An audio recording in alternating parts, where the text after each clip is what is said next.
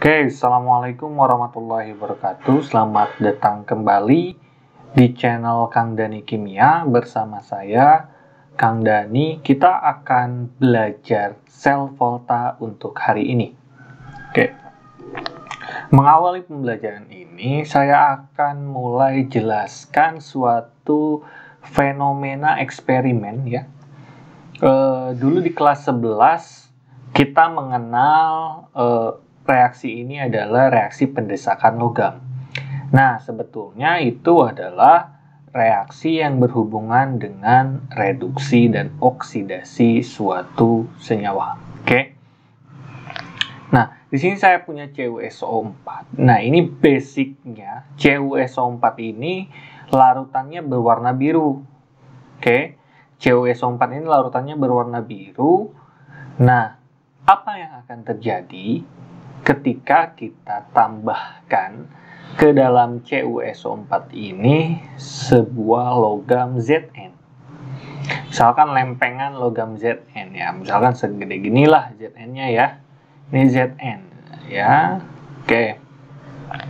Seng yang berwarna silver ya, lebih ke silver. Oke. Dicelupkan ke dalam larutan CuSO4. Kita ketahui di CuSO4 ini ya, di dalam larutan ini, dalam wadah ini terdapat ion Cu2+ dan SO4 2-. Oke. Apa yang akan terjadi ketika kita tambahkan suatu Zn ke sini? Ya, katakanlah ini Zn-nya. Nah, ini saya gambarkan seperti ini. Misalkan ya, Zn-nya kita celupkan seperti ini. Oke. Ini Zn-nya. Ini Zn. Kita ketahui di sini adalah Cu2+ dan SO4 2-. Oke, sorry. SO4 2-. Oke. Apa yang terjadi dengan larutannya? Larutan yang tadinya berwarna biru itu akan memudar atau tidak berwarna, bening tak berwarna. Oke, tunjukkan gambar percobaan realnya. Oke, ini gambar percobaan realnya itu seperti ini. Nah, awalnya si CuSO4 ini larutannya berwarna biru, bening gini ya, bening biru. Ketika kita tambahkan Zn ini yang dipegang oleh si praktikannya ini adalah lempengan Zn atau seng ya, dicelupkan, apa yang terjadi? Yang terjadi adalah, nah, larutan biru tadi memudar, oke, atau colorless ya, atau tak berwarna, bening tak berwarna, oke. Kurang lebih percobaannya seperti ini. Oke. Pertanyaan selanjutnya, bagaimana hal itu bisa terjadi? Yang terjadi pada percobaan ini adalah di kelas 11 kita kenal dengan pendesakan logam. Jadi kita punya CuSO4. Ini asalnya itu Cu2+ ya. Dan SO4 2-. Oke. Ditambah dengan Zn solid. Apa yang terjadi? Yang dihasilkan di sini adalah Zn2+, oke, ditambah, oke, kita pisah dulu ya SO4-nya. Yang terjadi di dalam larutan ini yang terbentuk adalah SO4 2- dan itu Cu solid. Oke. Kenapa hal ini bisa terjadi? Hal ini bisa terjadi atau dipelajari dengan memperhatikan keelektronegatifan suatu logam tersebut. Oke. Mari kita cek keelektronegatifannya. Di sini kita punya Cu, nih ya, Cu 1,9 dan Zn itu 1,65 keelektronegatifannya. Artinya keelektronegatifan Cu lebih besar. Oke. Karena keelektronegatifan Cu lebih besar, oke, keelektronegatifan negatifan Cu itu lebih besar dibanding Zn. Sehingga ya elektron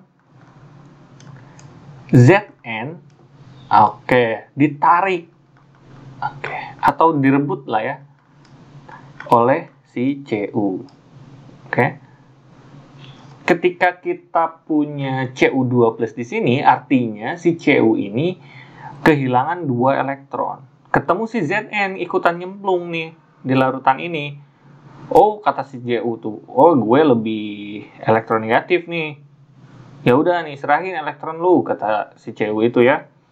Akhirnya si Zn ini melepas 2 elektronnya, diberikan kepada Cu. Si Zn-nya jadi kehilangan 2 elektron, sedangkan si Cu-nya jadi netral. Kan 2+ ya.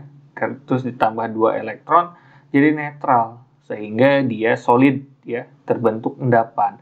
Nah, di foto ini endapan Cu-nya ini lebih kehitaman. Ini kalau kita keluarkan itu hitam, ada warna-warna tembaganya. Warna tembaga itu warna kabel ya. Saya itu apa ya? Bata gitu ya, warna bata, merah bata kayak gitu ya. Nah, kalian pasti kenal warna kabel itu seperti apa. Nah, sehingga apa yang terjadi ketika kita tuliskan reaksi setengahnya ya. Nah, reaksi setengah selnya. Yang terjadi di sini adalah si Zn ini ya. Zn itu berubah menjadi Zn2+. Ini asalnya solid dia itu ya. Zn2+ ditambah 2 elektron. Artinya nih, reaksi ini menghasilkan elektron. Apa artinya? Artinya dia oksidasi. Terlihat dari mana? Dari bilangan oksidasinya juga. Ini Zn asalnya 0 di sini ya. Ini kan netral. Nah, ini bermuatan 2+, jadi +2. Naik biloxnya. Maka ini adalah oksidasi. Terus apa yang terjadi dengan si Cu? Si Cu, seperti tadi saya bilang, Cu2+ ini lebih elektronegatif dibanding Zn. Apa yang terjadi? Yang terjadi, elektron yang dilepas oleh Zn ini, ya, elektron yang ini nih, ya, elektron yang ini itu diambil oleh si Cu. Saya samain deh warnanya biar kalian paham bahwa ini 2 elektron ini tuh sama elektron yang sama, gitu kan ya, kayak dalam satu percobaan ini. Jadi si Cu ini elektron si Zn ini diambil oleh si Cu, sehingga si Cu-nya itu menjadi netral dan fasanya menjadi solid. Apa yang terjadi di sini? Yang terjadi di sini ada penerimaan elektron oleh si Cu yang mengakibatkan bilangan oksidasi si Cu itu menurun. Di sini terjadi reduksi. Yang kita kenal dengan reduksi. Kalian udah belajar kan ya apa itu bilangan oksidasi. Ini asalnya +2 jadi 0. Seperti itu. Nah, ada satu hal yang menarik lagi ketika kita pisahkan. Ini kan percobaannya itu sama-sama ya, dimasukin aja langsung ya. Sedalam satu wadah, gitu kan ya. Percobaan ini akan lebih menarik ketika kita pisahkan dalam 2 wadah. Benar ya, saya gambarkan dulu. Apa yang terjadi jika kita pisahkan wadah yang dalam percobaan itu ya? Kita pisahkan larutannya, yang satu kita isi dengan larutan CuSO4, di sini ya, CuSO4. Sedangkan yang satu lagi wadahnya kita isi dengan ZnSO4. Oke, ini kan dari percobaan di atas kita dapat ini ada CuSO4 ya, ada ZnSO4. Nah, ini bersatu ya. Oke, cuma saya nulisnya pisah. Gak apa-apa, boleh juga seperti itu ya. Oke. Nah, apa yang terjadi di dalam setiap larutan ini? Otomatis di sini kita punya Cu2+ dan SO4 2-. SO4 2-. Sedangkan di sini kita punya Zn2+ dan SO4 2-. Oke, dengan konsentrasi katakanlah sama. Oke. Terus kita perlakukan wadah ini ya. Kita celupkan di wadah yang mengandung CuSO4 itu. Oke, kita perlakukan kedua wadah ini dengan masing-masing mencelupkan. Untuk CuSO4 kita celupkan di sini itu adalah Cu2+. Logam Cu, sorry ya. Oke, ini jelek. Nah ini ya. Set. Nah, ini Cu ya, logam Cu. Oke, sedangkan di wadah satunya lagi kita celupkan logam Zn. Nah, seperti ini. Oke. Apa yang terjadi ketika elektron yang dari Zn, gitu kan ya? Ini dari Zn. Oke. Elektron dari Zn ke Cu ini ya. Ini kan tadinya satu wadah. Ini jadi dua wadah. Oke. Kita sambungkan dengan kabel. Ya. Nah, gini jadinya ya. Kita sambungkan dengan kabel. Apa yang terjadi? Yang terjadi itu adalah dihasilkannya arus listrik yang sangat berguna untuk kehidupan kita. Kenapa hal ini terjadi? Karena ada perpindahan elektron atau aliran elektron. Nah, aliran elektron ini yang sering kita sebut dengan arus, ya, arus listrik. Untuk percobaan yang di bawah ini yang kita pisah, mari kita cek satu persatu tiap wadahnya. Apa sih yang terjadi di sini? Yang terjadi di sini, si Zn-nya, ini ya, Zn-nya itu berubah. Tadinya solid, jadi Zn2+. Artinya di sini akan banyak terbentuk Zn2+, sorry ya. Ini akan banyak terbentuk Zn2+.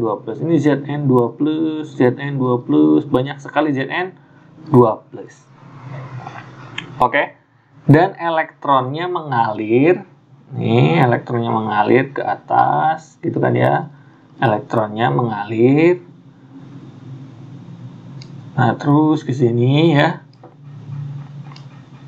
Oke. Di ilmu fisika, arus atau listrik itu mengalir dari kutub negatif, ya.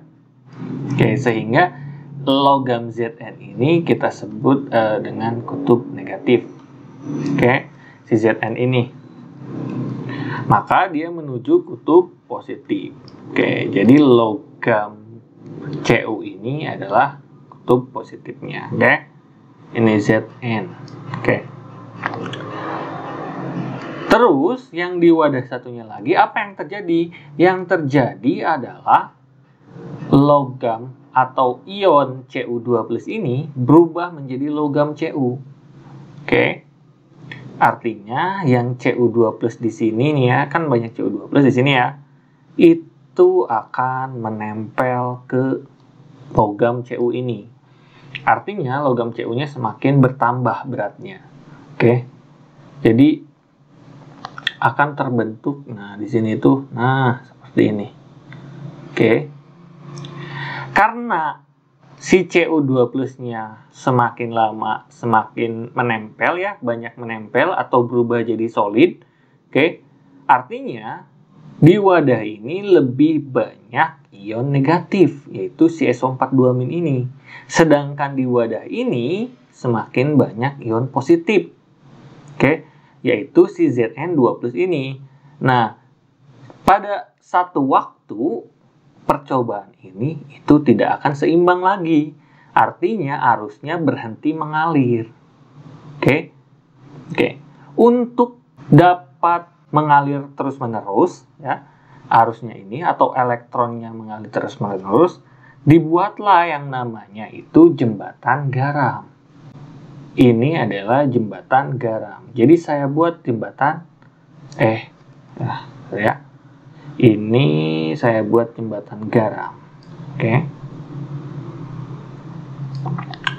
Jadi dibuatlah jembatan garam. Oke. Ini anggap bagus lah ya. Oke. Jembatan garam. Apa itu jembatan garam? Jembatan garam ini membantu mengalirkan elektron. Oke. Kan ini kebanyakan ion negatif, SO42-. Nah, sedangkan ini kebanyakan ion positif. Isinya apa jembatan garam ini? Jembatan garamnya itu ya isinya garam. Misalkan nih, kita gunakan garamnya itu adalah Na2SO4. Oke. Jadi, yang berperan untuk menyuplai ion positif wadah ini, kan ini kekurangan ion positif ya, itu adalah si Na2+. Oke. Sedangkan yang menyuplai Na+, sorry ya. Oke. Sedangkan yang menyuplai ion negatif ini yang kekurangan itu adalah si SO42-. Dan terus-menerus seperti itu. Oke? Nah, jika kita gambarkan si setengah selnya sama seperti di atas. Oke? Sama seperti di atas. Yang ini ya. Percobaan ini sering disebut dengan sel galvanik. Oke. Sel galvanik. Atau sering kita sebut dengan sel volta. Oke. Selain istilah jembatan garam, oke, ini kan jembatan garam. Kita mengenal ini disebut dengan jembatan garam. Jembatan garam. Oke. Ada juga istilah ini. Oke. Karena ini adalah kutub negatif ya, maka logam Zn ini atau Zn ini mengalami oksidasi, maka ini kita sebut dengan katoda. Anoda. Oke. Ini anoda. Sedangkan si Cu ini ya kita sebut dengan katoda. Oke, jadi kita dapat simpulkan bahwa katoda itu adalah logam yang atau elektroda yang mengalami reduksi di sini ya. Sedangkan anoda, anoda itu mengalami oksidasi. Ini ya salah satu poin pentingnya yang harus kalian hafal di sini. Apa yang mana sih katodanya? Ya, kalian tentukan siapa yang mengalami oksidasi dan siapa yang mengalami reduksi. Seperti itu. Ini kita sebut dengan elektroda. Jadi elektroda itu ada dua. Aliran elektron dari mana ke mana? Nah, dari gambar sudah jelas. Aliran elektron itu dari anoda ke katoda. Ingat ya, nanti ada soal yang akan saya berikan untuk menggambarkan sel volta. Tapi saya cuma kasih misalkan ini doang, misalkan larutan CuSO4 dan Zn4 serta elektroda yang digunakannya. Kalian harus tahu ya cara menggambarnya seperti apa. Oke, sel volta ini di kehidupan sehari-hari sering kita temui. Ini digunakan pada aki motor atau aki mobil. Nah, ini prinsipnya sama dengan sel volta. Pertanyaan selanjutnya, bagaimana cara kita tahu bahwa si logam ini yang mengalami oksidasi, misalkan ya, si Zn ini tadi mengalami oksidasi, sedangkan si Cu ini mengalami reduksi. Bagaimana cara kita tahu? Ada dua cara. Yang pertama, itu kalian hafal ini, ya. Oke, apakah mungkin kalian bisa menghafal ini, ya? Keelektronegatifan, ya, sulit ya, terlalu banyak. Oke, kita bisa gunakan yang namanya deret volta. Di sini saya akan jelaskan apa itu deret volta. Oke, deret volta. Oke, saya pause dulu ya, saya mau tulis deret volta. Nah, di sini sudah saya tuliskan deret volta. Nah, kalian cukup menghafalkan deret volta ini. Wah, Pak, banyak banget, gitu kan ya. Tenang, Bapak punya trik dan tipsnya agar mudah menghafal deret volta. Oke, Bapak sering menyanyikan deret volta ini untuk menghafalnya. Oke. Nah, cara menghafalnya seperti ini. Oke, kalian tahu nggak nada lagu kayak anak yang topi saya bundar atau burung kakak tua, kan sama tuh ya nadanya. Oke, topi saya bundar dan burung kakak tua. Oke, topi saya bundar, gitu kan ya, atau burung kakak tua hinggap di jendela, gitu kan ya. Oke, kita akan gunakan nada itu untuk menghafal deret volta. Oke, perhatikan baik-baik cara menyanyikan deret volta ini. Nanti mohon maaf jika suara Bapak ini jelek ya. Yang penting cara menghafalnya seperti ini ya. Oke, 1, 2, 3. Lika basar cana, megal mangan zana, airnya lupa, gitu kan ya.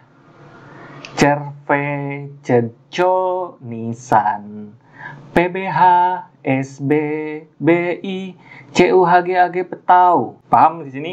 Nah, di sini saya kasih tanda airnya lupa, gitu kan ya. Biar kalian paham. Oke, biar kalian ada apa ya, saja itu pengait ya di lagu itu, sehingga kalian hafal airnya lupa. Kenapa airnya lupa? Karena si H2O itu air. Oke. Satu kali lagi. Saya ulangi. Lika basar cana, megal mangan zana, airnya lupa. Cerve jejo nisan, PBH SB BI CUHGAG petau. Bisa diikuti? Oke, silakan ikuti sama saya ya, bareng-bareng. Oke, ini yang ketiga ya. Lika basar cana, megal mangan zana, airnya lupa. Cerve cejo nisan, PBH SB BI CUHGAG petau. Paham? Oke, mudah kan? Nah, insya Allah kalian hafal lah sehari juga ya, paling 30 menit, 20 menit juga hafal lah. Oke. Nah, selanjutnya saya akan jelaskan bagaimana cara menggunakan deret volta ini. Oke. Cara menggunakan deret volta ini mudah sekali. Caranya kalian hafal ketentuan ini. Ya. Semakin kanan atau saya ganti warna deh biar lebih menarik, yang putih aja. Makin kanan, Makin kanan mudah mengalami reduksi. Mudah mengalami reduksi.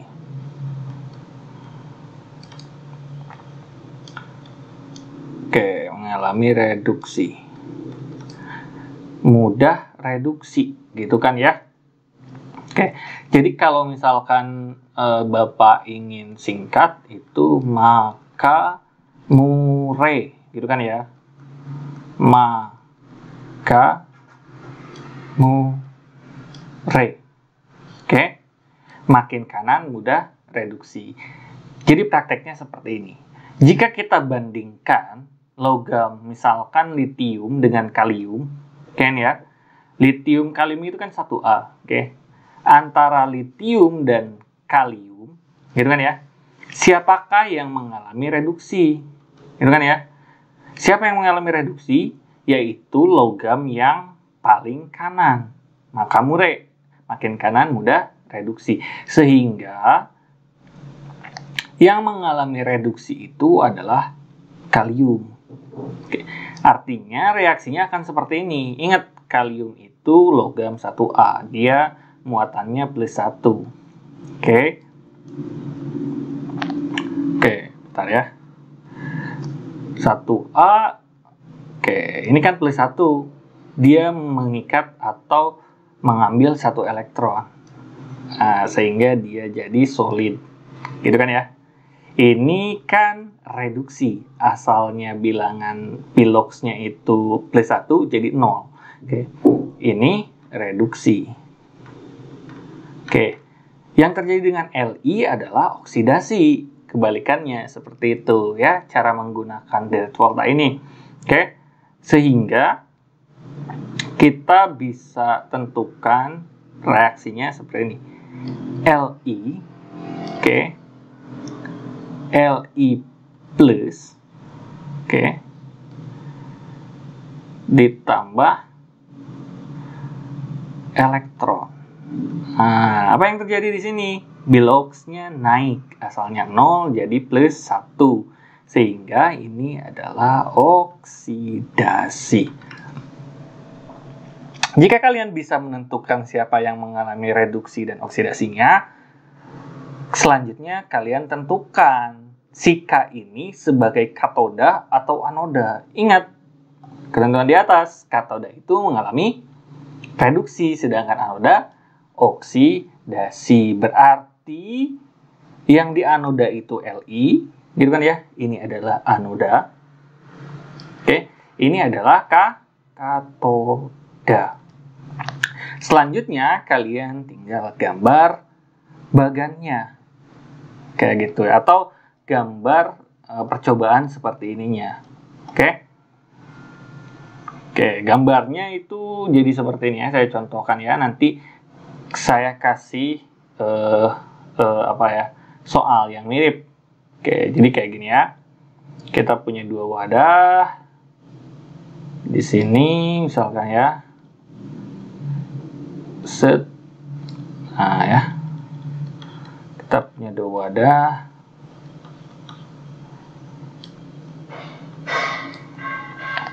Yang di sini misalkan kita punya ini logamnya, anggaplah ya. Ini logam. Kalian mau yang mana nih? Mau di sebelah mana nih? K-nya, di kiri atau di kanan? Misalkan kita sekarang ganti yang oksidasinya sebelah kiri deh. Ini berarti adalah logam Li. Oke, sedangkan di sini adalah logam K. Oke, kita anggap ini ya. Oke. Seperti ini. Misalkan larutannya ini adalah Li 2SO4, sedangkan di sini adalah K2SO4. Kita kasih jembatan garam juga ya. Kita kasih jembatan garam kayak gini ya. Jembatan garamnya kalian boleh apa aja. Oke. Misalkan NaCl ya, kita punya NaCl di sini ya. NaCl, gitu kan ya, jembatan garamnya. Di sini ada voltmeter, oke, yang mengukur arus, oke, kayak gitu. Nah, tugasnya kalian nanti menggambar mirip seperti ini. Pertama, tentukan yang mana katoda, yang mana anodanya. Tadi kita sudah tahu nih caranya dengan menggunakan direct volta. Berarti yang di katoda itu adalah si K ini ya. Oke, K ini adalah katoda. Oke, ini adalah katoda. Katoda. Sedangkan ini adalah anoda. Seperti itu. Yang kedua, kalian tentukan, oke, poin-poin pentingnya itu ya, poin-poin penting. Saya tandai deh poin pentingnya itu. Yang pertama itu tentukan elektrodanya. Tentukan, oke, titik 2, elektrodanya. Elektrodanya itu katoda dan anodanya siapa. Oke. Yang kedua itu aliran arusnya dari mana ke mana. Oke. Aliran arus. Oke. Dari mana ke mana. Oke. Pasti alirannya itu, ingat ya, yang menghasilkan elektron itu Li. Nih. Oke. Berarti dari sini, dari Li, itu kan ya, ke arah kalium. Seperti itu. Oke. Dari Li ke arah kalium. Terus proses alirannya. Oke, proses aliran elektron. Yang dimaksud proses aliran elektron di sini apa? Yang dimaksud di sini adalah, ingat nih, yang terjadi di wadah katoda itu apa sih? Yang terjadi di sini itu adalah reduksi, di mana di sini kan ada 2K+ ya, 2K+ dan SO4 2- gitu kan ya. 2K+ ini ya membentuk K solid, sehingga ini di sini ya. Nah, oke, terbentuk. Nah, di lapisan K kayak gitu. Oke. Nah, sehingga lama-kelamaan karena K-nya itu jadi solid, di sini banyak ion negatif, yaitu SO4 2-. Untuk menyeimbangkannya, gitu kan ya, dibantu sama jembatan garam, yaitu Na2+. Na2+ ini di sini nih membantu ya. Oke, seperti itu terus-terusan. Oke.